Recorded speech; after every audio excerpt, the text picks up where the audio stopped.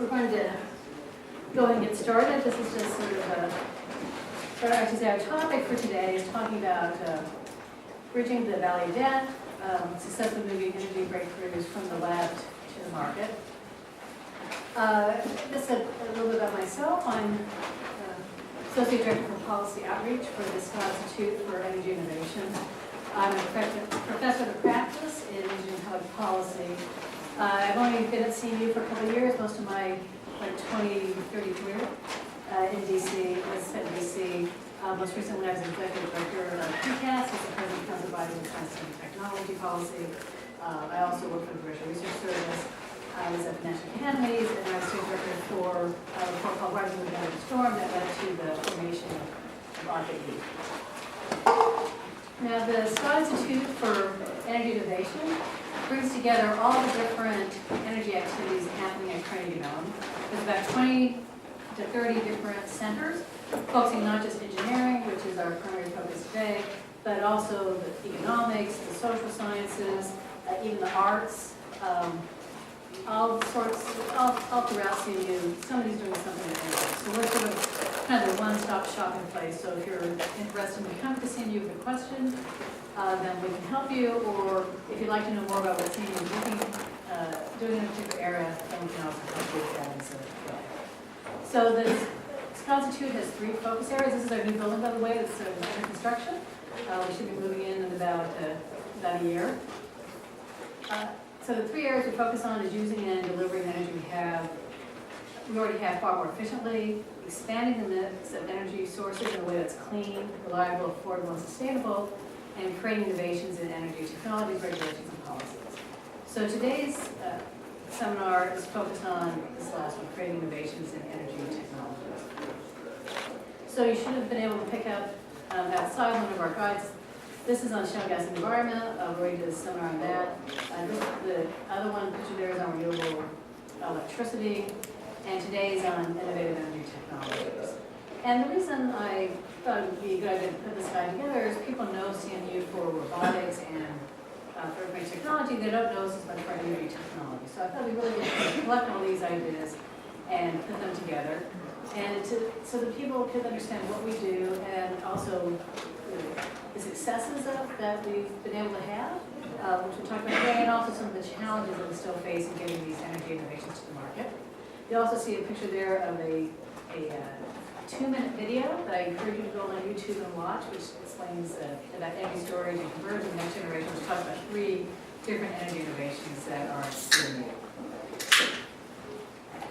So our agenda for today is we're going to begin with Matthew Stepp, who is the Executive Director of the Center for Clean Energy Innovation, which is the co-sponsor for today's event.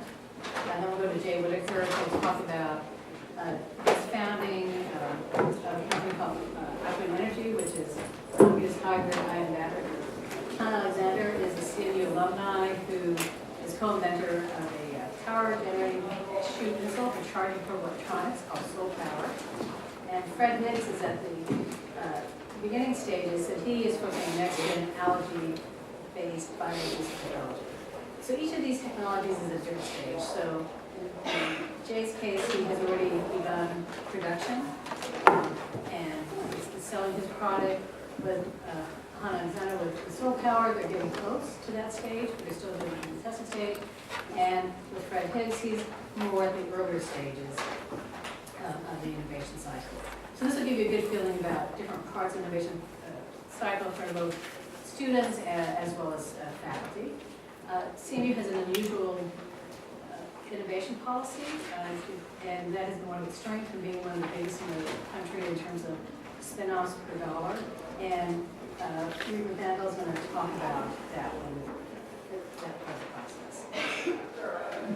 So with that, I'd like to turn it over to Matthew Stepp, who's going to talk about the valley death and those challenges. He researches, analyzes, and comments on energy policy innovation. He has testified for Congress on clean energy innovation issues. So, Matthew? Thanks, Debbie, and it's a pleasure to be here, and a pleasure to co-host an event with the CMU Scott Institute. Just a brief background on CCI. We're a policy think tank in Washington focused on any issues directly related to clean technology development. So the idea of the so-called valley of death is obviously a very prominent issue in the energy technology industry. It's nothing new. Folks have been talking about this for the better part of the last decade, if not longer. But it's a pervasive issue. It's not going away, and we haven't really figured out a prominent policy response for it. So where I come in here is I'm going to give a very brief overview before my colleagues will see me kind of give their experiences developing technologies and how they're moving it through this valley of death, what are the lessons learned, what's working, what's not working, and then maybe we can tie this all back to the general policy discussion. So I can imagine most of you are familiar with the valleys of death, but if you're not, it's kind of the state of technology development between basic research and technology deployment, where promising ideas fail to receive much needed funding to pilot, test, refine, and demonstrate at commercial scale. And while this event's kind of focused on the energy industry, the valleys of death are certainly endemic amongst most innovation-driven industries. And generally, the following is true. And this is obviously different for different technologies that are of different levels of capital intensiveness. But the following kind of works is the government funding is more often focused on very basic research and early stage applied development. And this leaves kind of later stage applied R&D and proof of concept and testing out to dry. And then on top of that, the basic research and applied development functions of the government, through like the Department of Energy, are often not well connected to the rest of the market. And this goes, I think, for also universities being connected to that system as well. So there's a significant mismatch in moving with the government's funding further past that applied development cycle. Traditionally, venture capitalists come in after this very underfunded proof of concept stage to support refinement and first-to-scale demonstration. But as I think has been prominently discussed the last few years, VC funding is increasingly impatient and risk-averse and generally ill-suited for more capital-intensive industries, energy being an obvious candidate for that. And then the private sector, private companies obviously play a big role in all this, but they invest even later in the innovation pipeline. In much less risky tech. This is usually after first-of-kind demonstration, more towards the product development side. So you're really left with these two gaps. You're left with kind of that proof of concept, refinement gap right after basic research, right around applied R&D, and then you're left with this kind of first-of-kind commercial demonstration scale later in the innovation pipeline. So there's these two major funding gaps. And certainly they're different for each, but energy is kind of the most pronounced because many energy technologies are very capital intensive. The government's obviously not providing a significant amount of financing to move its basic research through. There are good examples of government programs like the Department of Defense that'll move through the valleys of death, but these are typically for technologies that have are at least focused as filling in some national needs. So there's typically a strict policy reason for moving to the valley of death. But I want to give a kind of a policy spin to the discussion in the sense that the government, at least over the last 5 or 6 years, has tried to do something for both valleys of death. RBE was created to support breakthrough energy technologies through the pilot stage, and they're aimed to be connected to the university system, private companies, national labs, to try to pull these promising breakthroughs and move them through that first valley of death. And they're based off of the defense predecessor in DARPA, but obviously, and this is something that's been discussed a lot, what RPE doesn't have that DARPA does is a very willing and deep-pocketed customer in the Department of Defense that will then move those technologies from the pilot stage into the market, whether through demonstration or into production. And RPE has struggled ever since its inception to recreate that system. But then we have the Loan Guarantee Program, and I'm not here to get into a debate over Solyndra or any of the criticisms of that program, but at least on paper, the original intent of the Loan Guarantee Program was to provide low-cost financing for first-of-kind demonstration plans to fulfill that second valley of death.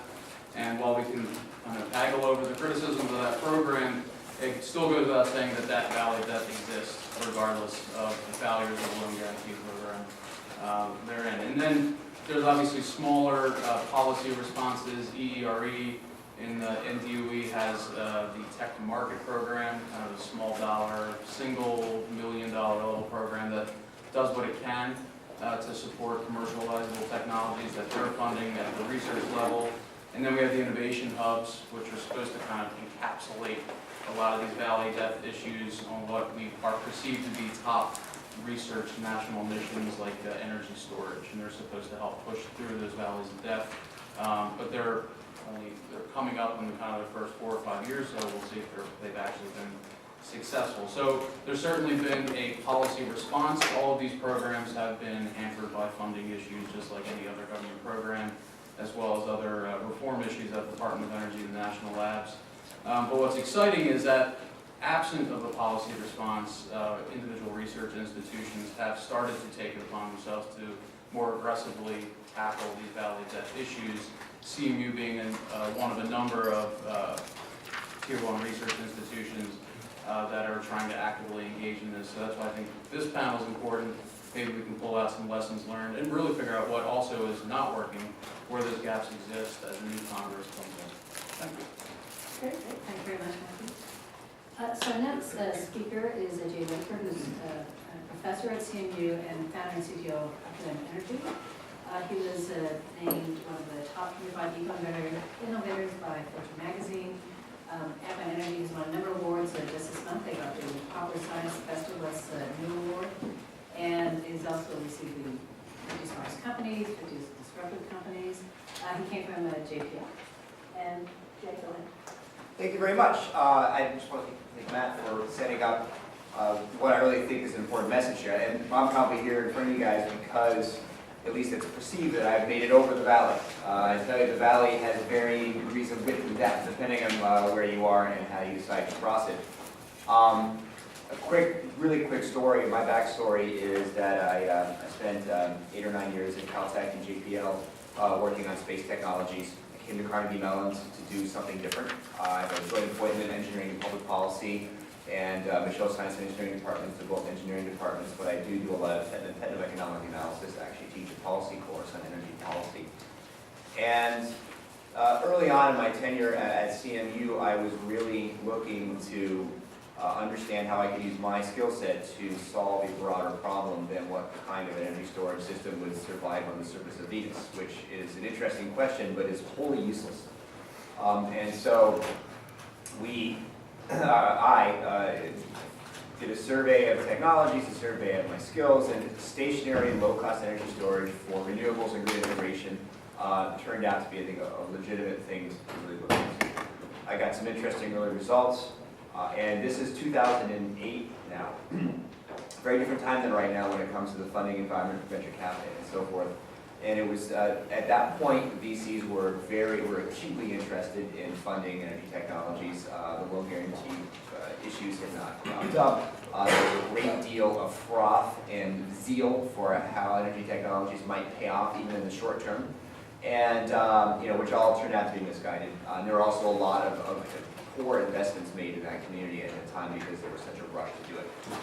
But I was one of those investments. Kleiner Perkins, Vulcan Myers, if you ask them, they'll tell you that they are a top-tier investor. And they came in and within a very short period of time worked with our technology transfer office in a very sort of relatively easy transaction. We set up a bank account and we did incubation in CMU for about 1.5 years. And then we spun it out.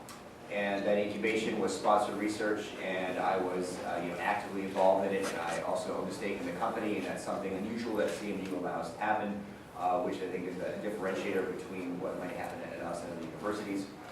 And then we spun out, we hired our first couple employees, and we've grown significantly since. We have raised about $150 million. We have about 140 to 160 employees. We have a factory in Pennsylvania. We're building and shipping product right now.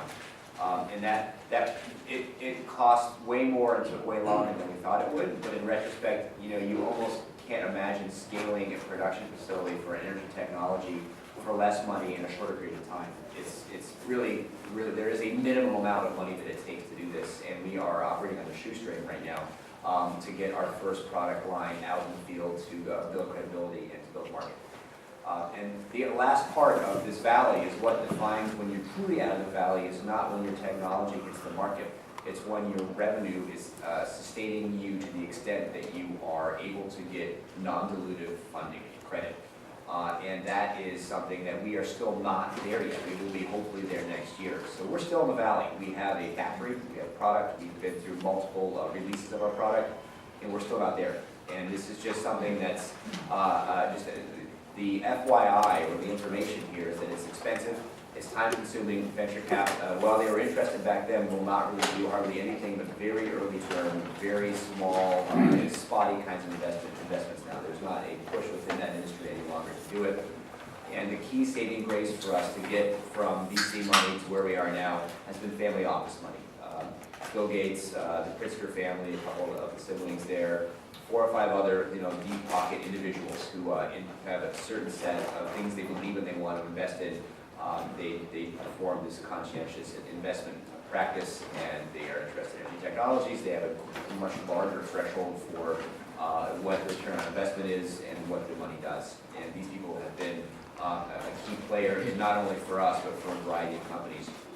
But we're lucky. It doesn't happen all the time, for sure. And I think a couple things are happening now. Great technologies are not being developed because there's not quite a favorable opportunity than there was in 2008. And I also think that technologies that are ready to try to cross the chasm are not able to get even momentum to try. And so understanding that this environment is different than it was years ago is important. And understanding also in general how government can encourage or help this transition process, and also help existing companies that are trying to change their production. Energy technologies are materials intensive processes are very capital intensive. Understanding how to improve or alternate something new into that production line is itself a fundamental research project that is valuable to understand. So it's not quite as white and black as there is a fundamental science project going on and a manufacturing project going on. There's great fundamental science to be done in the manufacturing world. We're starting to see some manufacturing initiatives pop up. We need more of that as well. So I'll leave the rest for questions, but that's sort of an overview of the experience. Thanks, Jay. So our next speaker is Helen Alexander, who is CTO and co-founder of Solar Power. She's also involved with the Lunar X project with Glamour Inventor of the Year. And her mention with her part of Solar Power.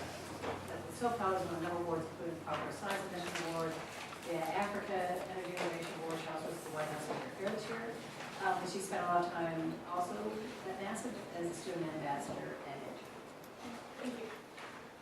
So I'm here sort of representing the type of company that's sort of trying to get over the valley of death right now and hopefully not falling in. But Solar Power is developing wearable energy harvesting devices. We're about 2 years old, we have 6 people. Our first product is the Unsol. Missing one? Oh, that's okay. So I have a graphic on how it works, but I'll just explain it right now. So our first product is the Unsol. It's a power generating shoe insole that charges portable electronics like cell phones, radios, GPS while you walk. A bit about how it works, because it's interesting, is it takes the compression in your step or linear motion and converts it to rotational motion. So actually spinning a small generator embedded inside the insole, and then the power is stored in a battery pack that goes on top of your laces or around your ankle, so you don't have to put your cell phone on your shoe or touch your insole in the way. So basically the problem we're trying to solve is access to portable power. Consumers are looking to pretty much 3 different options right now. The biggest one is solar. So we're seeing a lot of solar panels being put on backpacks and purses, and there's a couple cool versatile ones that go over camping gear. And the big problem is that they're decently heavy for the amount of power they output, and they're not as efficient in a place like Pittsburgh where it's always raining or overcast. And we have sort of piezoelectric technology, which is materials-based, and that's research stage, doable maybe in the next 5 to 10 years, but at this point isn't generating enough power to charge larger devices. And so the last category is crank flashlights. We've all had these sort of kitschy crank flashlights that will charge a light or maybe a radio. And essentially what we've done is take that concept and slim it down, make it more efficient, more durable, put it in an insole. So yeah, so after about an hour of walk time, we get 2.5 hours of talk time back on a cell phone. Reference is about 10 hours of talk time, and then iPhone 4. So you can go to the next one. So quick note about the applications. There's, of course, a couple obvious ones that I mentioned here. So our first market is outdoor gear. So campers, backpackers, hikers, people that are willing to spend a lot of money for safety and for entertainment on the trail. It's about a $7.5 billion market opportunity, so much larger than we might expect. Secondly, it's in parallel working with the U.S. military, so we have closed one contract with them.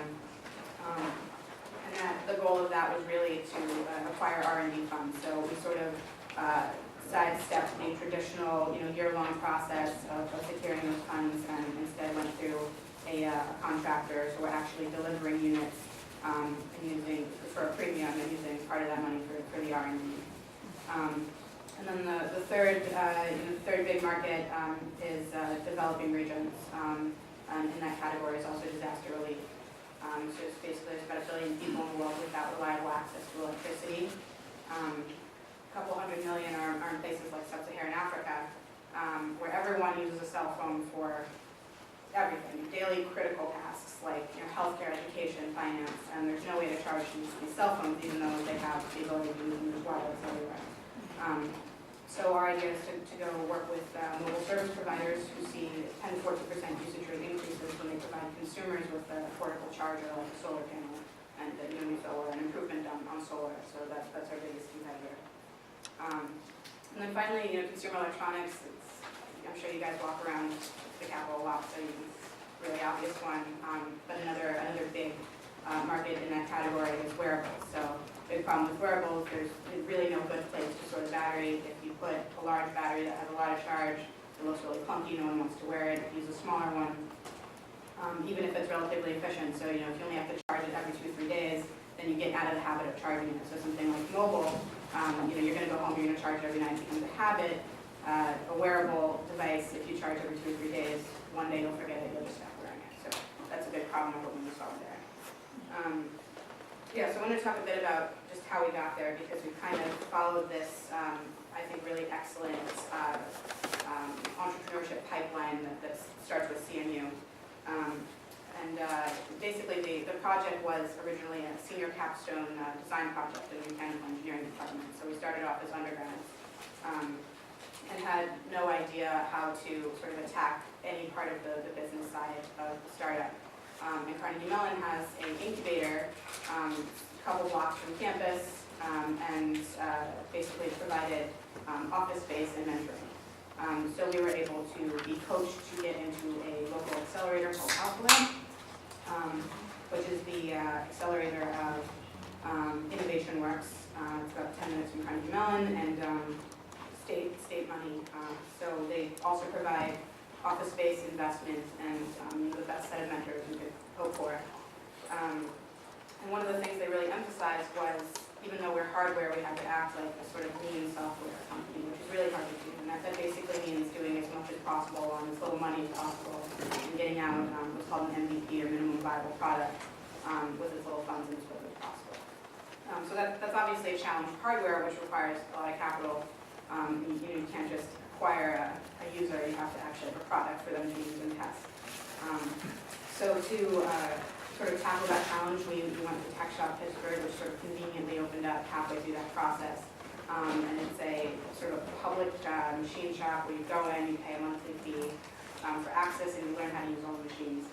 And so fortunately, we learned a lot of that as students, but we could go in and had access to things like free access CNC and injection molding, and things that traditionally startups in our phase wouldn't have access to.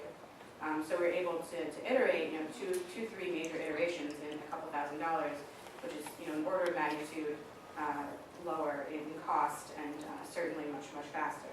And we also got to keep all that knowledge in-house. So that was really important. Also mention, I could save some of this for questions, but Tech Shop does have some programs to train local people in how to use the machines as well, for job creation. And they create an environment there where they'll come up to us and say, hey, startup, do you need a machinist? And usually the answer is yes. And then, so that sort of led us into a Kickstarter. We did close a successful Kickstarter, which opened up a lot of doors for us. Got a lot of national and international attention, about 500 backers through that site. And we have about 6,000 pre-orders on our website right now, in addition to the awards, so that's really exciting. So our sort of next steps are we're launching in the March-April timeframe, delivering between 10 and 100 units, depending on the funding situation, to our military group and to selected beta users. And so right now we're sort of in the process of setting up supply chain, manufacturing, and raising the capital to actually do that. Great, thank you very much. Our next speaker is Fred Higgs, who is also a professor of engineering at Carnegie Mellon. He's a inventor of the next generation algae-based biofuel technology. He is a co-investigator in the National Innovation Corps and for bioenergy and biofuels. He's a recipient of an NSF Career Investigator Award, a GE Capture the Future Award, and also is PI for the Sloan PhD program at SUNY as well as other awards. Yes, so originally I was a student entrepreneur, a college student, started from sophomore year all the way to my PhD. But then I accepted this academic position, and you get very, it's a tenure track, and so you get very conservative, and so I put away all those type of high-risk interests. Around the end of the tenure track, we kind of discovered that we study particles and fluids in my laboratory. If you put stresses on certain particles, you can get them to fracture. It's just a fundamental science problem in most senses, but when it comes to algae, you're able to get out oil once you fracture the actual particle. And so we actually went to submit a patent for that to our tech transfer office, and they asked us that we were interested in commercialization. Given the timing of my career, so it was at the end of the tenure track, we could take more risk, and we said we were interested. And so we got an energy grant from the tech transfer office, which was matched by some local investors to be able to do it. It's called the University Innovation Grant Program. So essentially with algae, if you think of it from a fossil fuel point of view, how do you get gasoline in your car? You basically need to go and drill into the ground. You need to extract oil out of the ground. The fact that you're extracting the oil, crude oil, from a finite volume means that it eventually will end there. And so once you get there, you need to refine that to the fuel, and you sell it at the gas station that goes in your car. Well, very similarly, algae-based biofuels follow the same path, except the starting is not drilling. The starting is to grow. You grow the algae. Once you grow to a mature level, they're filled with oil. And so you have to put a lot of energy in it, or a lot of creativity to extract the oil out of those little oil particles. And once you do that, you refine them to fuel, and then you sell it at the same gas station there. That oil that comes out of the algae looks very much like diesel. So it's essentially called biodiesel. So if you go to a diesel gas station right now, or just a pump with diesel fuel, depending on what state you're in, a fraction of it is biodiesel. But that fraction of biodiesel is coming from soy, typically. Soy is the dominant biocrop. The problem is that if you scale that up, you couldn't supply more than 50% of the U.S. transportation diesel needs. You have to take up most of the United States and grow with soy. But with algae, because it's like 300 times more yield of oil per acre, you can definitely scale it up. Only a third of the size of South Carolina would be needed to grow up enough algae. So the narrative behind it being a renewable fuel is wonderful. So why don't you see it? Because there are a lot of barriers to actually, once you finish getting your algae fuel, biofuel, it'll probably be $20 a gallon.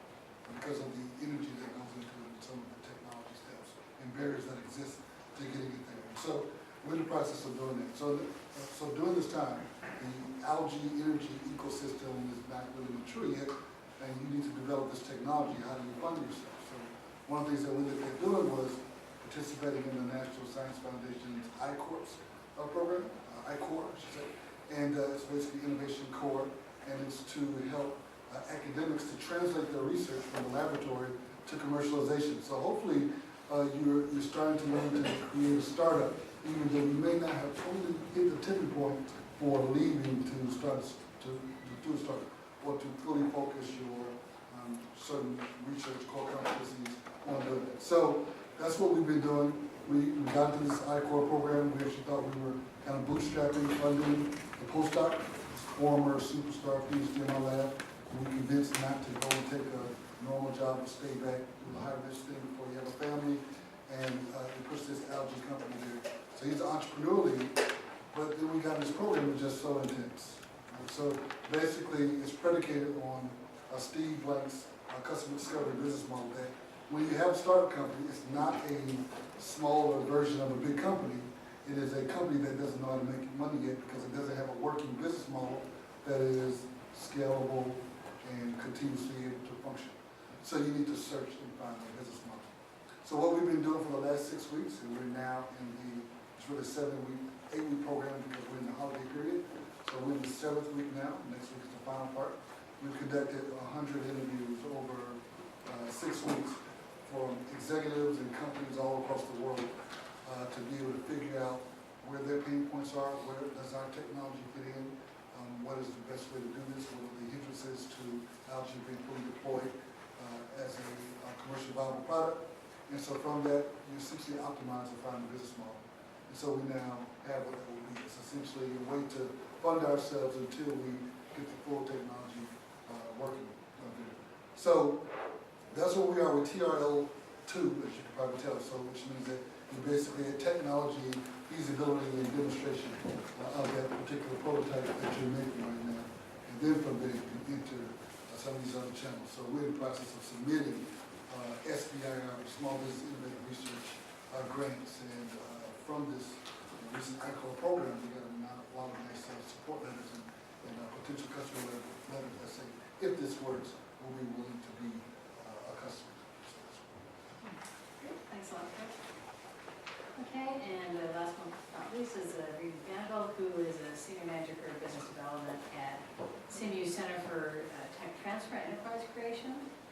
He helps form faculty like Fred, and as well as students to form startup companies, run university-owned IP. He's a member of the board of directors for Enterprise Forum, and previously he worked at the University of Pittsburgh, working on licenses there, as well as at the Franklin Technology Center and the Pittsburgh Life Sciences Campus. Thank you, Debbie, and thank you, Matt, for setting this up. Thank you all for attending. I'm going to talk some about CMU's approach to forming startup companies. But before I get into that, I'll just mention something about why we are so focused on startup companies. And the main reason is the research that's happening in the universities typically is very early stage. And we want to talk to a large company to see if they're interested in licensing this technology. Almost universally, they'll say, this is too early. You may have some IT things that are ready to go into commercialization, but most things, especially in the energy field, materials field, the companies are just not interested at that stage. They'll say, if you can get it out to this point, then we'll acquire a company. So one of our strategies as an institution is, if we want to see our technologies actually out to where they can help society, we need an entity outside of the university to move those things from basic research through applied research into something that can be a product, get out, generate revenues, take out technology risk, and then the large companies will come in and acquire. So CMU puts a lot of effort from staffing, from resources, from policy perspectives into trying to form startup companies. And we form more startup companies per research dollar than any other university in the country. So I'm going to describe some of how that happens. And it starts with the research culture at CMU is very interdisciplinary and very applied.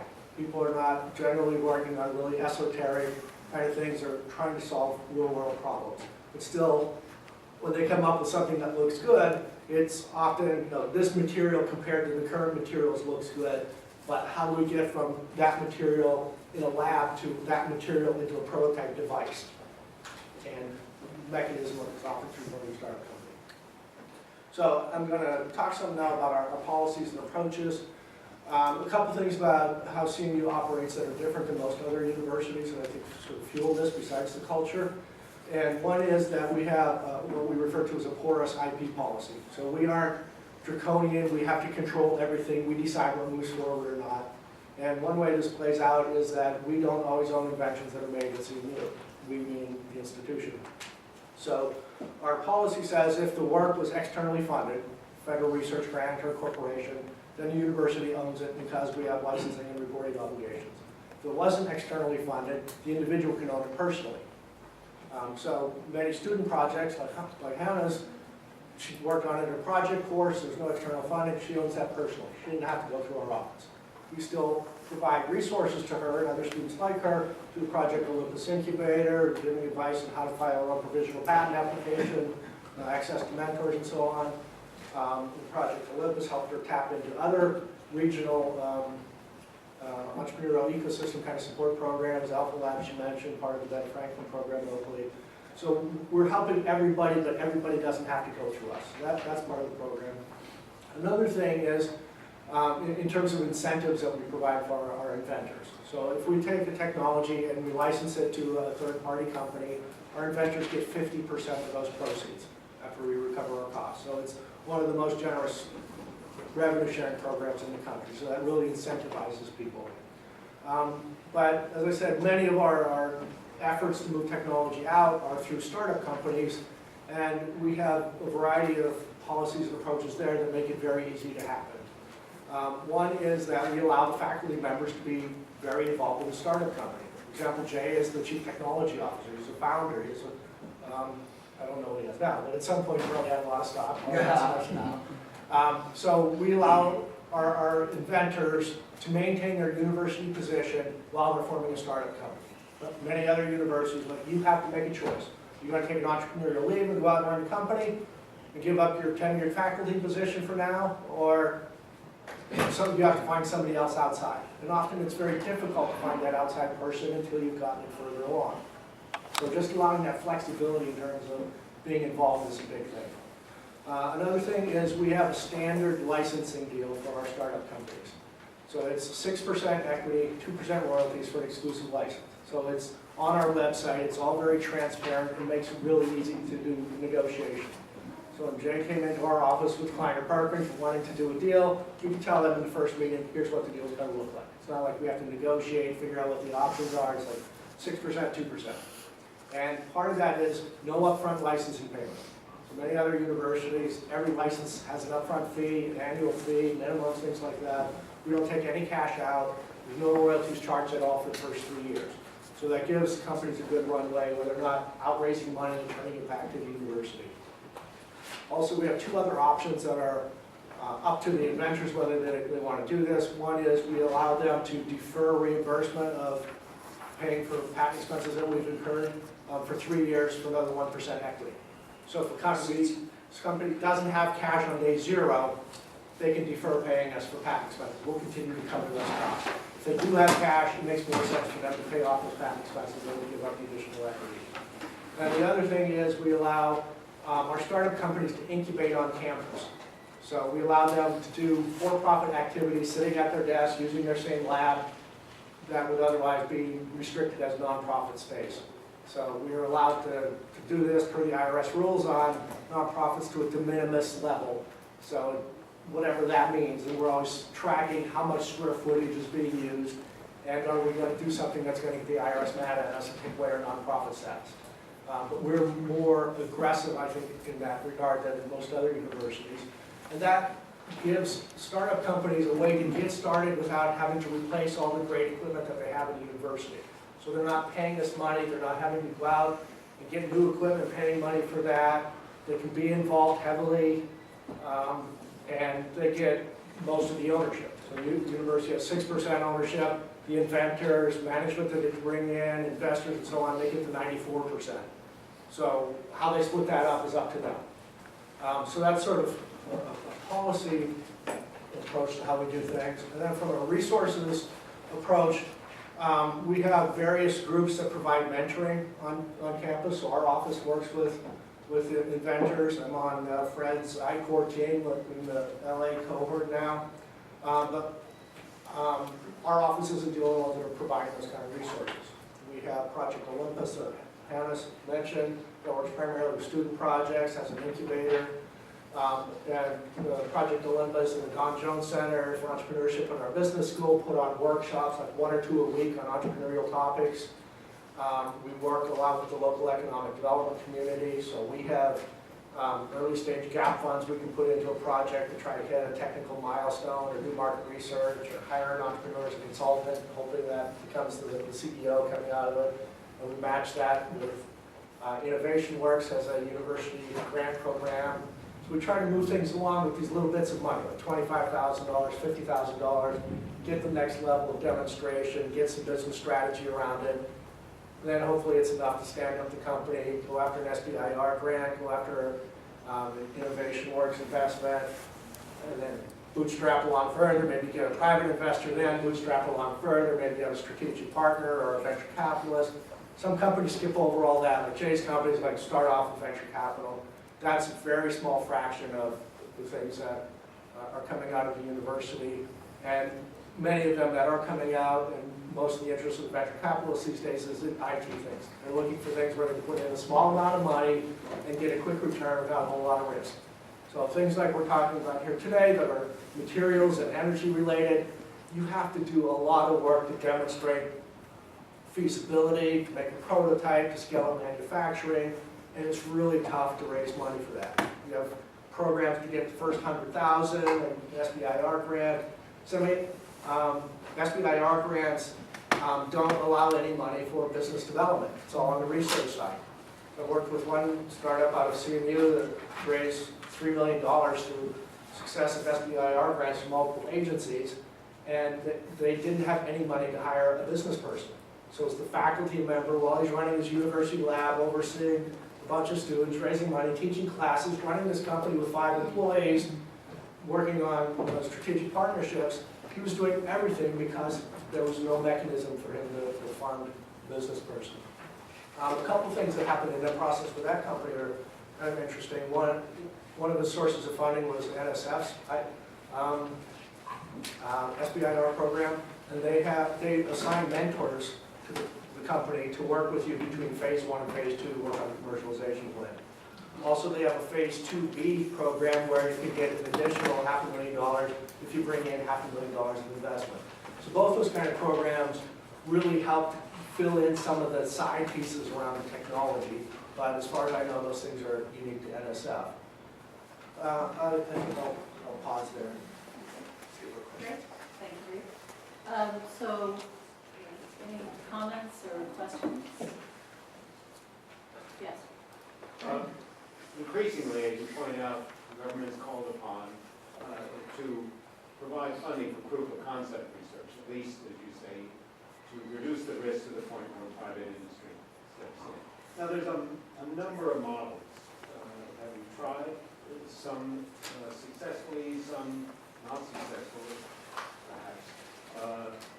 NIH has got the National Center for Advancing Translational Research, one model, and the SFDI Core Engineering Research Centers, like we had the Advanced Technology Program for a while, no longer.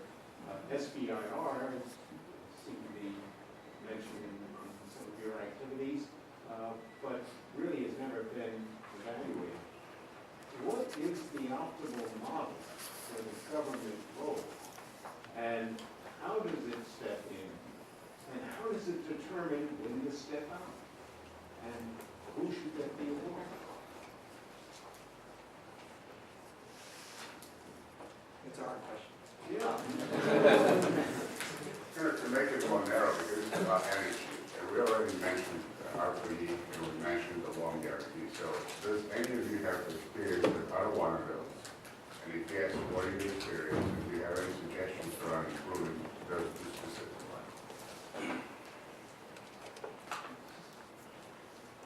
With the two? RPE and the loan guarantee for the Yeah, I have experience with Recovery Act money filtered through DOE, but not RPE money. And we have not taken, it's interesting actually, we applied for, this was a very strange story actually, I forgot about this. If there was a program where it was a rural farm, it was the FDA, it was an FDA loan guarantee program that we applied for and won, $10 million, not a very large one. But it turned out that for us to get the $10 million loan guarantee from the FDA, we had to have our venture cap funders guaranteed to back it with $10 million, which means that the loan guarantee was not a loan guarantee at all. It was very strange. And this was post Solyndra, and so there was this, it was a, without having significant financial backing to back the backing for our loan, so we actually turned it down. We literally did not. We decided that it became so painful to get all the paperwork correct for this particular loan guarantee program, which we did in fact win, that we walked away from it. So $10 million left on the table. So that's one experience. The other experience with the DOE money was that it was a Recovery Act piece. So and we have since gotten smaller pots from them, but those were an unusual circumstance, right? The collection of funding decisions that were this gigantic pot of funding that was sort of being pushed out into the community. That was actually a really positive one for us. It happened to be the right time, the right place for us. There was a very appropriate call that we were able to write a competitive proposal for, and we delivered on time, and it was a reasonable process. What was the form of the funding? Is it a loan, is it a grant? Now our funding, so. The recovery. Oh, it was just direct grant. It was a DOE just grant. So it was a demonstration, a grid level energy storage demonstration. We had to have 50% cost share, which we did. We had the timing was perfect because just as we were raising our round of venture funding, we also had this proposal come in as a win, and so we simply put up our recent venture fund against the DOE proposal, and everyone was okay with it. The investors were happy to sign the paper that says that money was put up as a 50% cost share of the proposal, and it was all. But as such, our second round of funding really was in entirety a DOE program, because we had $5 million from DOE and $7 million from the venture cap. If 5 of that 7 was part of the DOE program, which one of the things that's kind of sticky about that is that the DOE presumed ownership of any intellectual property generated in the process of that program, and so we had to actually bookkeep hours in that $2 million pot for IP generation that wouldn't be part of the DOE program if we didn't want to give away or have secrets or so forth that were, and this is separate, by the way, from the IP generated CMU, which is another thing as well. So there was, tracking intellectual property and getting all lawyers to agree that the processes are appropriate is also something that's an experience with, especially government funding, as everyone has been through. And I want to add, Yeah, go ahead. just going back to the original question, I don't think there's an idealized model. NCATS is having early successes with drug research, and that's a whole different world of translating kind of basic drug research into the marketplace, particularly for non-cancer, big kind of program drugs in like cancer. These are illnesses that only impact a very small percentage of the population. Those type of translational industry problems are NCATS is having big successes with. ICOR is relatively new, but then you look, ICOR is at least having early successes at NSF. The Department of Energy is starting its own version of ICOR end of this year into next year as part of their National Lab Initiative. So it seems like that's starting to pick up, and maybe it's not going to be a one-to-one copy from what NSF is doing, but the basic idea is transitioning to other research entities in the government. So I feel like on a kind of a technology by technology, agency by agency level, we'll be able to take a lot of these experiments and fit them to what their needs are. And on that note, is the new DOE program going to fund specifically for proof of concept and prototype testing, or is it still kind of the earlier like research phase? It's a good question, and I don't think they've actually answered that themselves. It's largely going to be focused on the national labs, so there will have to be some level of applied research and piloting, because they're already doing the basic research, so they're kind of thinking next step. So there will have to be some level of piloting involved in that initiative. And this is one of a number of initiatives that they're funding the labs to do. So, but I think they've only announced it. They actually haven't started to implement it yet. Yeah. Go ahead.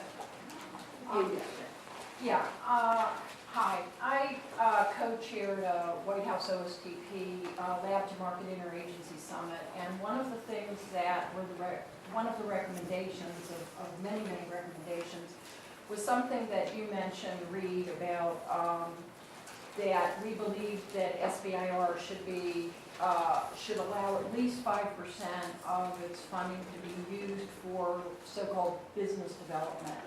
And I'd like for you to comment, you mentioned it already, I'd like for you to comment about that, and then I have one more question after that, if I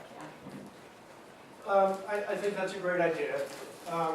Many companies coming out of universities, it's basically technologists, and they're all focused on the technology. And they need somebody involved with them, consultant base, part-time employee, full-time employee, partly covered by other resources, that's thinking about the business issues.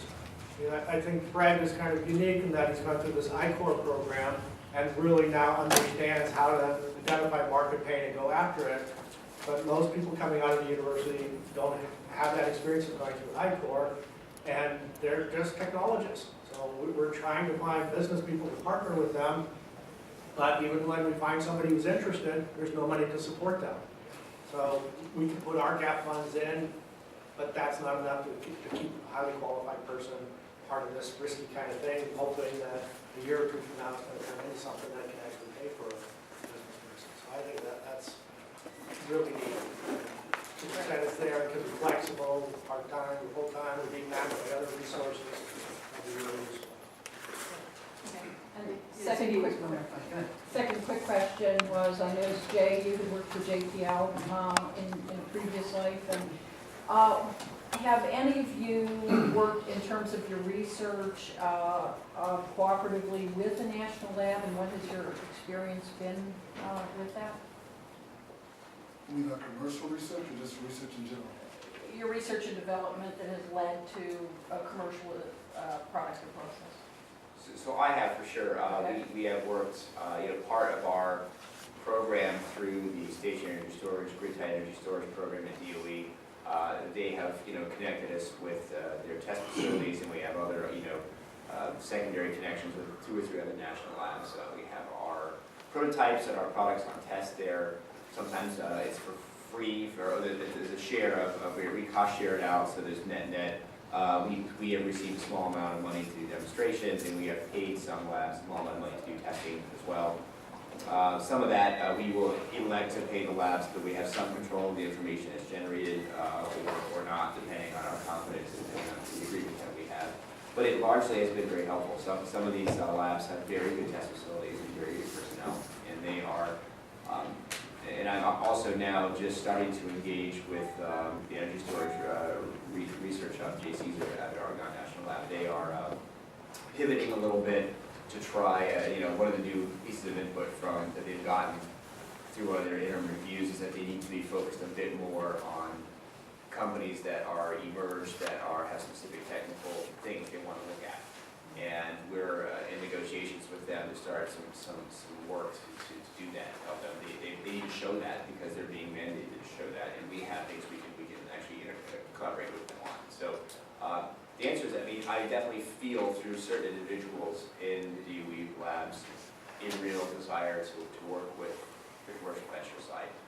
They're also happy to collaborate with CMU through a 3-person or 3-party interaction, which makes a lot of sense too. The university brings skills that neither the lab nor the company have. The company brings things and the national lab brings things. It's actually a very nice partnership when they bring the 3 together.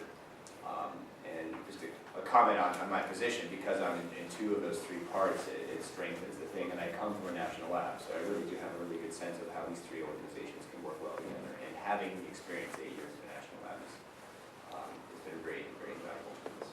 And I can just add, and I want to present it. Another important partnership for us is the NATL, which is very close to Pittsburgh. And so for, say, shale gas-related technologies, which is obviously a big thing for our region, a number of our folks, I can't remember, Fred, if you're working with them, but I know that other researchers are working with NATL for our fossil fuel activities. So we're a very wide-ranging engineering thing. And Fred, you're talking, I think, about also you're doing things in Arizona State or something. Right. So we have not, we're more at the infancy stage through TR2, which is basically technology, feasibility, and demonstration. But one of the things that's interesting during this innovation core program was that we had to interview all of these, thought leaders. And one of them was actually in this ATP3 program. And basically, it was our RPE that funded, one of the projects that they funded was kind of a foundry. So several different sites that would work on different parts of the algae biofuel supply chain. And it's not necessarily for commercialization, but it's for kind of having a template model that's workable. So a technology that's like ours, that's only part B of the A through E supply chain process, we can now plug it in to this foundry. So only interviewing these several players like labs and universities that we find at the National Renewable Energy Laboratory is part of ATP3, which is an algae foundry. And they said, and so they were able to give us a support letter for our SBIR proposal that says we will allow them to test their technology by plugging it into this overall system that they can never afford to actually have inside the laboratories. Now, the comment, I think that is, we were talking, we were dealing earlier today, is, the question, can her technology maybe use a national lab as for testing? I don't want to talk about that aspect. So the group that we're working with in the DoD is called CERDAC, and they are a testing facility, but we do have to deliver units. So it's in the early stages of that partnership. We haven't gone into the lab yet. So this morning we learned a bit about opportunities to work in DOE testing. I just don't think at this point the opportunities are as transparent as they could be. So we didn't know about all of these opportunities until really this morning when I found out about it. So that's something we'll look into. If I could just comment a little bit on that. We have a working relationship on the research level with NETL, the Fossil Fuel Research Center in Pittsburgh. And we've run into problems from the technology transfer perspective in working with them, in that if we would have a joint invention with another university, we do an agreement called an interinstitutional agreement where we agree on how we're going to split up revenues, how we're going to cover expenses. We have not been able to come to agreement with NETL on an interinstitutional agreement because they won't cost share on the patent expenses unless they're doing the patent work in-house, and they'll only do the patent work in-house if we give up ownership. So our option is give up ownership, then they'll pay for it, or we pay for it, they pay nothing. We take all the risk, and they share the upside. So we're going to just proceed our separate ways, where each of us separately owns it. We're paying for the expenses of it, and if we commercialize it, we don't have to share with them. So it's kind of a broken system that we can't work with them as we would with any other co-inventing institution. In fact, really impedes information flow. I think from the researcher perspective, they don't realize there's this problem there until after they've already invented something. Right, but then oh my God. Yeah, so one of the NETL researchers who's been collaborating with the CNU person is leaving NETL, joining CNU, and spinning out a company together out of CNU, because there was not a mechanism for them to do that out of NETL. Okay, go ahead. I'm Randy Keeler from the State Department's Intellectual Property Office. Is the patent critical to getting past the valley of death, or are there alternatives? Yes. I think the answer depends on the technology. So a lot of IT technology, it's not at all even useful because the field changes so quickly that by the time the patent issues 3-4 years from now, the field has moved on. But the kind of things that we're talking about here, it's essential. Unless you have that opportunity to have a monopoly, no investor will talk to you. Yeah. So too much investment risk, and then somebody else can come along and repeat it. But I believe it's about perception, not reality. The patent is necessary to convince people that no one's going to come along and copy. The reality is coming along and copying, at least the venture that I have, is not about the intellectual property at all. It's about the trade secrets, the official patents, I should say. It's about trade secrets, and it's about having the wherewithal to stand up a factory that is unlike any other factory in the world. And it's very difficult to come and copy such a thing in an easy fashion. So I actually, when we work with investors, I often de-emphasize the importance of our patent portfolio, though we have to maintain it. If we didn't have it, there's no way we would have gotten funding to get where we are. So, but I will say I have purposely gotten patents and maintained them simply to have patents that are maintained. And it is simply something that one does to maintain credibility. It has nothing to do with the actual execution of the work. Yeah, so for us, it's probably one of the most important things we can show an investor, because we're still in that stage where we're testing. So in their eyes, it reduces a lot of the risk, particularly for a consumer-facing product that, we're doing things innovatively, but it's still repeatable. So it's one of the most important questions for us. Yeah, Sean Todd, Fox Maternal Resources. Two things Dr. Whitaker said jumped out at me, resonate with our experience. One is that the growing importance of family offices for attracting funding was a significant trend for startups in 2014, 2015, as a major source of funding, one of the three basic legs of the stool. The second thing he said was, a lot of great technologies out there are not getting funded. And I think that is sort of one of the critical issues for the subject of this panel. My company helps startups, we've helped a dozen startups, across the valley to get to purchase orders. Has to have necessarily not sufficient condition to doing that is a workable technology that has market pull. So my question relates to some of the other questions that were asked. I came here to see if there was an ideal formula. I commend Reed for what you're doing, because I think you guys are as close as it comes to an ideal formula. Still no real formula, perfect formula out there. My question is, workable technology that has market pull is a necessary but not sufficient condition to getting crossing the valley to the panel. What would be the other sufficient conditions besides the technology? In my experience, I think it's a lot has to do with the grit of getting attention, aggressive marketing to get those business people out there to attract funding. Not the technologists like Reed mentioned, but general question to the panel. I mean, there's also just the environmental, one of my, that comment that you referenced was really, it used to be even bad ideas were getting funded, right? And now, almost no ideas are getting funded. And that has to do with the investment environment at the time and the way that the VC community was regarding energy technologies in 2009, which is very different than it is right now.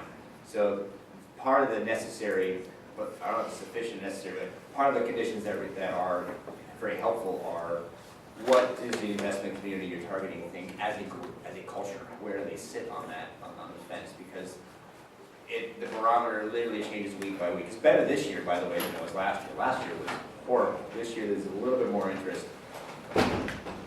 It's kind of, one of the things that ebbs and flows in the investment community is how much they want to think of themselves as contrarian investors. And so if they feel that they want to be contrarian, they will invest in something that no one else is investing in, and that might be energy technologies, and that might be helpful as well. So it might not be as much about energy as it is about what kind of investment strategy they have as a whole. So that's external entirely to us, right? That we cannot control that environment. I believe what you said is right. You need to have someone who is very good at communicating, selling, showing the promise of an idea. And there is this really fine line between lying and representing what your product could be. Not what it is right now, not what it costs right now, not how hard it is to do right now, but in 5 years, in 10 years, when I can look investors in the eye with all honesty this day and say, if everything that I'm trying to do succeeds, the earth will be blanketed with my product in 2025. It will change the world. It will be under $100 a kilowatt hour, and it will change the way electricity is thought of in much of the developing countries, for example. That's a true statement. Do I know exactly how it's going to happen? No. That there's technical hurdles, yes. But being able to paint that broad picture that's compelling to the community, I think, is an important thing. And but you also have to retain intellectual honesty and discipline when you do it, because then if you lose credibility, you're also screwed. You have one shot. Your credibility is the most important thing you have, because they all talk with each other, and these credibility's gone. So it's very critical to balance your near-term and long-term promises, and then make sure everything has good technical merit, even if it's not on the table right away. Maybe you need to create a new Shark Tank type show. Yeah, that's right, yeah. So we need more TV programs. Yeah, go ahead. Another question. So from a policy perspective, have you scoured what different countries are doing in terms of incubator programs? So if you put that together in some kind of publication, or if you know a publication, so that one could point to that and say, well, look at China. I heard they will completely fund patents for early startup companies, patent costs, just for example. It looks like Germany has a huge federal lab system that has tiers in it in terms of basic, applied, and they have a lot of companies that seem to spin off out of those. So have you guys looked at any of that? Oh, I don't think, I mean, of course, the Department of Engineering and Public Policy, that's the kind of things that we do. The papers listed I'm aware that we've done so far have been much more focused. Like we have one recently that came out on, say, wind energy and talked about, looked at patents and looked at the innovation policy in the United States versus sort of China, and is China more innovative than the US because of patents? And I just happened to look at those papers for my next video. That I'm putting together, and you really find out that the U.S. is still ahead of the game, that it might not appear sometimes to be the case, like with China, for example.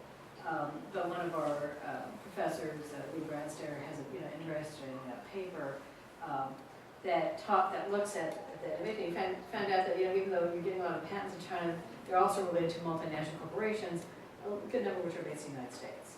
And then there's another one that looks at like wind energy, and also sort of found out that even that China's not quite as innovative as might appear just by the number of patents. So I think we've been looking at an individual basis. We haven't, as far as I know, done a cross comparison of different things. But involves a lot of things. It's not just innovation policies, also workforce policies, education policies, lots of things. So the ecosystem itself is very complicated. So I think you can only tell so much by looking at one little piece of the innovation ecosystem. I have one interesting data point. One of my fierce academic competitors is a Canadian professor in Canada at Dalhousie University in Nova Scotia. And in Canada, it's very different how they can interact with industry. 3M walked up to Jeff Don, my colleague's name is Jeff, and they said, Jeff, we'll give you $1 million a year if you sign over everything that you think of to 3M. He says, okay. The university loves it, he loves it. He says, but I get to publish whatever I do. They say, yes, that's fine, but we get to own it. Everyone agrees it's done. So Jeff Don gets a huge amount of money every year from a U.S. company to do a lot of their really interesting research, and this would be totally impossible in the United States because of the way the intellectual property and tax laws are and so forth here. So that's just a single example, but I think it's a compelling one. I had trouble competing with him because of this agreement that he has with 3M, and it's interesting. Yeah, actually, kind of following up on that, according to as yet unpublished NSF data, U.S. companies spend $20 billion a year on energy R&D. So that means, Mr. Steph's statement notwithstanding, they are really spending a lot of money. I mean, the last year that I can remember off the top of my head, DOE spent $3.8 billion, and private industry spending $20 billion. Your colleague in Canada can get it. Why can't you all get it? Or why are you looking at VC rather than 3M, rather than 3M's competitor, rather than, I mean, $20 billion is, as somebody who's been an energy analyst for a long time, why aren't they fighting for it? You have to look at the nature of what that research is. Most of that R&D is very product development focused. It's very Absolutely. later stage. And at $20 billion, even 80% of it is, even 80% of it's totally focused on making sure the color on the copper top battery is a better color. Right. That still leaves you a lot of money for the other part. I mean, 3M goes to Canada and pops $1 million.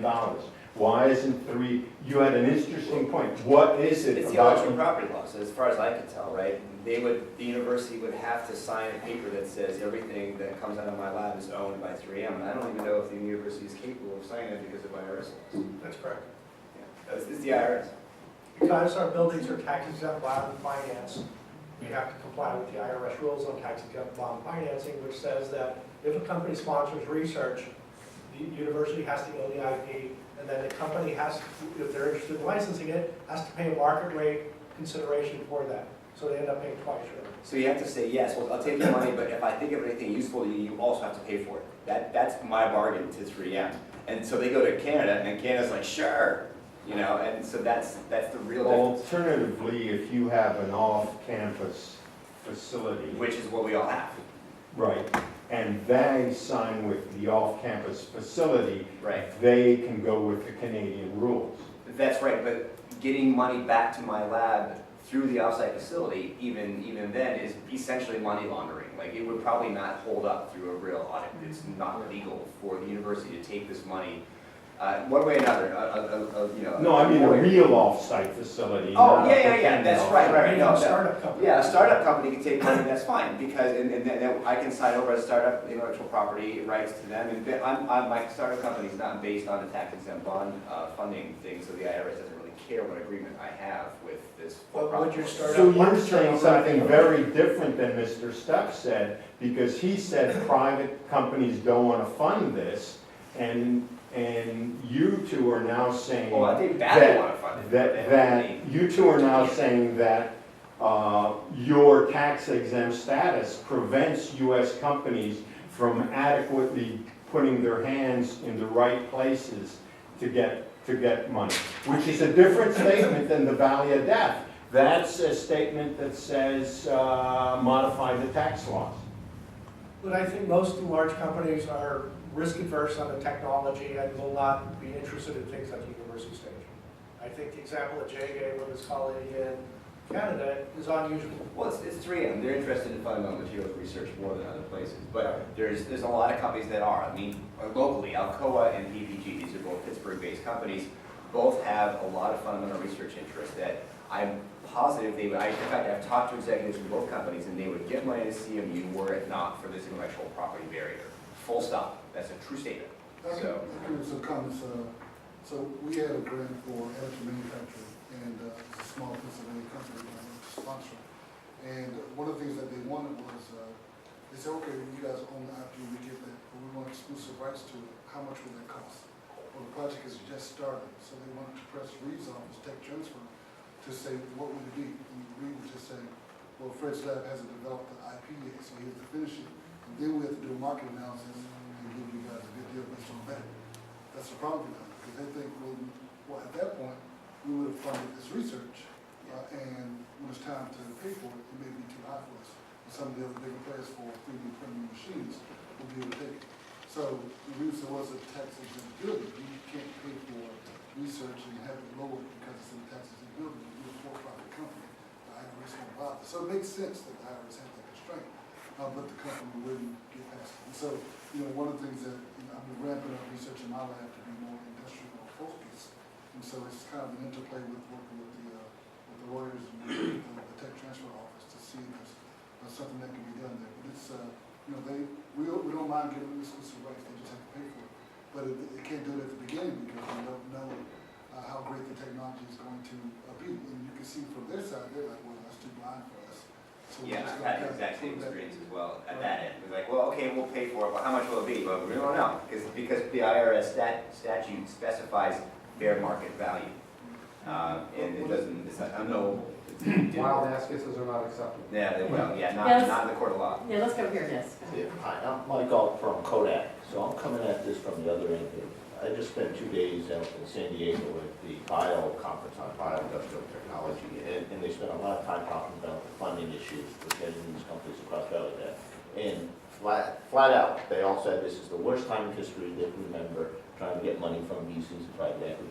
It is also the best time, though, to get money from the big corporations, so BASF, Dow, Sure. DuPont, Exxon, Shell, BP. They were all there. If you look at all the projects that are getting money for the demonstration plants, these are $20 to $40 to $50 million plants. They're all coming from the big companies. They're not coming from the VCs.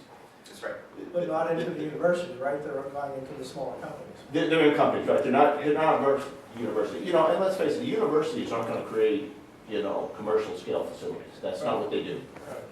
So, if we're talking about the Valley of Death from TRL 4 to 8, it's not really, it's out of the university by that point. The other thing that was interesting, though, is you have to have some commercial demonstration, and they're all talking about market-driven, as this gentleman would say. So these big companies that are doing it are looking for market-driven solutions versus great technology that you have to find a market for. And one person who started 5 companies talked about what he was doing now is he found a market for, there's an incredible shortage of protein as the world population grows in 20 years. And so he now is investing in starting a company that's a single-cell organism that will make the equivalent of fish protein that doesn't rely on grazing of land and animals. So he's going from the complete opposite end. And he's in his late 60s, and he says, I don't have time to start another company, right? So I'm doing the market pull. You know, so you do have to rethink it, the way you're going to get money to cross that valley of death, if you're talking about the commercial valley of death. So we're getting close to running out of time, so maybe we could just kind of go down and each person could talk about, like from a, federal policy, national policy standpoint, in terms of either things that Congress could do or things that agencies could do, what would help them the most to get their technology to the next stage? So Fred? Very good. So I will say just kind of your last example. We basically have gone through this core program, and we had in mind our brilliant business model. And the interviews say that that market doesn't really exist yet, and so we've kind of pivoted to a very similar nutraceutical situation where algae actually has some very healthy components to it. And so we kind of plan to use that to generate revenues to keep us alive as we continue to develop our technology towards energy and these other things. I will say, this kind of combines with your comment with what you said about the STTR program. I do think that the program is still great because you have to realize it offers research-based funding, commercialized research-based funding that's non-dilutive. So essentially, you don't have to worry about giving away equity there. And it has the phase 1 component and then the phase 2 component. But because it's research-based, at the end of that, you're going to come out with some developed, maybe an MVP or maybe a technology demonstration.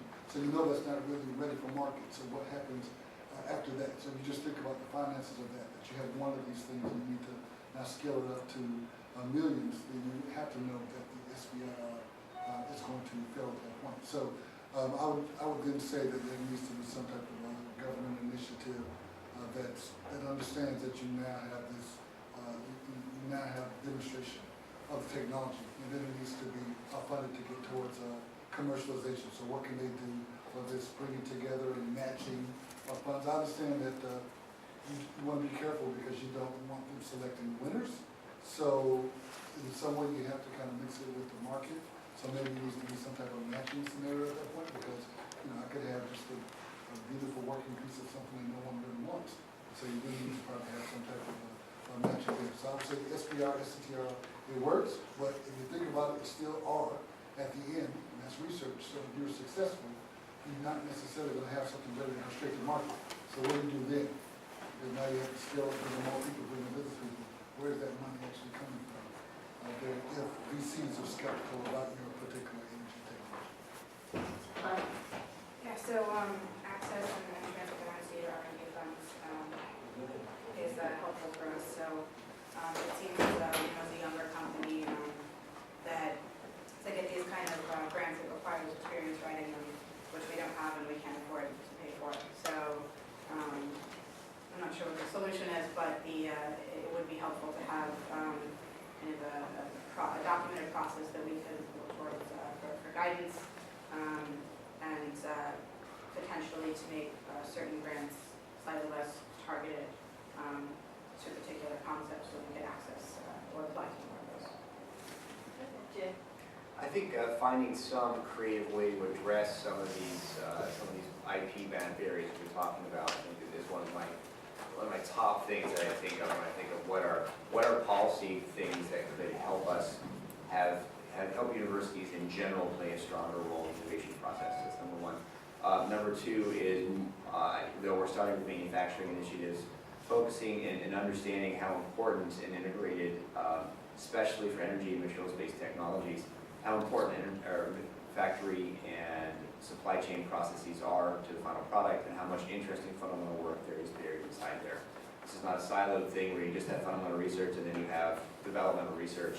In developmental research and manufacturing scaled things, there are still tremendous, there's a very rich, sort of untapped collection of questions that are very relevant for more fundamental people, and understanding how to make those connections properly can greatly help both sides of the fence. And so the barrier between applied and fundamental is artificial. I propose to you, and understanding a way to make more effectively cross that barrier, I think is very useful. Yeah. net? I'd say two things, funding and institutional reform. So you mentioned $3.8 billion, and that's just at DOE. If you added up all the energy R&D across the government, it's about $5 billion. Best expert analysis says we should be around $15 billion. You've got triple that. And obviously in the current congressional environment, that's not going to happen, but it's a conversation that needs to persist. If we want to do more applied R&D, we want to provide more support for piloting and demonstration, that $15 billion which is important. On the other side of that, the current institutional mix we have in the government research system is not well suited for a lot of this work. The Department of Energy obviously is very siloed. Its relationship with the national lab system and how it manages it is, for lack of a better word, broken. And DOE is obviously working on that. Like I mentioned before, they have this national lab initiative that they're working on to try to fix some of those issues. But that's a process that's kind of been 30, 40 years in the making, and it's just kind of getting started in some aggressive way. And then somebody mentioned kind of the German system. The U.S. innovation system is falling behind rapidly. You look at Germany's Fraunhofer system, which is their national lab, is kind of a world leader in this sense. The U.S. is attempting to build something like the Fraunhofer system through its network of manufacturing and innovation, which is modeled after that system. We have 3 or 4 of them. I believe Pittsburgh or Youngstown, Ohio actually has one of them in additive manufacturing. There's bipartisan bills in both the House and the Senate to invest upwards of $1 billion to create a series of these, which would do a lot of the kind of cross-cutting demonstration, particularly on industry-relevant manufacturing initiatives. And that would be, I think, a big push forward. Again, that's bipartisan, so that's something easy that Congress could pick up and run with. That would have a huge impact on this entire area. Thanks, and Reed? I'm trying to think of something that's different than what everybody else said. So one of the things we struggle with is finding the business perspective to partner with the technology perspective. In some cases, the inventors are very entrepreneurial and will put in 110% to make it happen. In other situations, they come to us and like, here's this breakthrough thing that's going to change society, and do research. Now what? And I don't know what kind of incentives or programs we can create. Right now, it's very much an individual contact kind of thing. I'm reaching out to people, or people are coming to our office saying, what do you have? And that's really hit or miss. I'm starting to reach out through our alumni network, starting to reach out through LinkedIn. But it's really difficult to find that visionary who will come in and say, wow, I get it. I'm going to put the 2 years of effort into it and get it to a point where somebody's going to fund it. So if we had programs to support those entrepreneurs while there's, maybe it's an entrepreneur in residence program, a targeted regional programs or something like that, that could grab those things and run with them. That's probably our biggest need. And other things we're sort of piecing together. I mentioned our gap fund programs where we can put in $25,000. We don't have a sustained way of funding that. We've got some money from the state, some money from the foundation.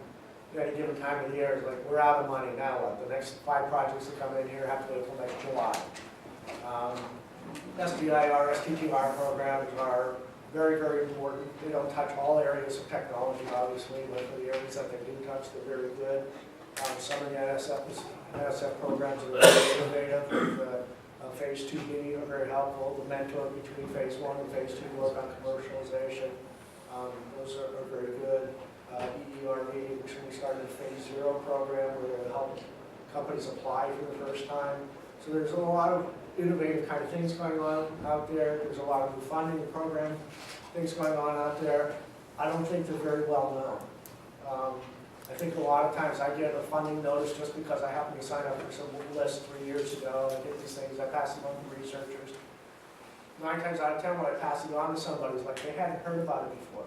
So I don't know how we're getting the word out to people that there are these actual opportunities. They can't rely on me signing up for something 3 years ago. The word isn't getting out there, Hannah doesn't know about these things. Like, all these new programs are being created that nobody knows about. Where are your business school Well, yeah, professors and your business students and your MBA? They're all starting their own app company. Right. That's Okay, where the money is. let's thank our speakers.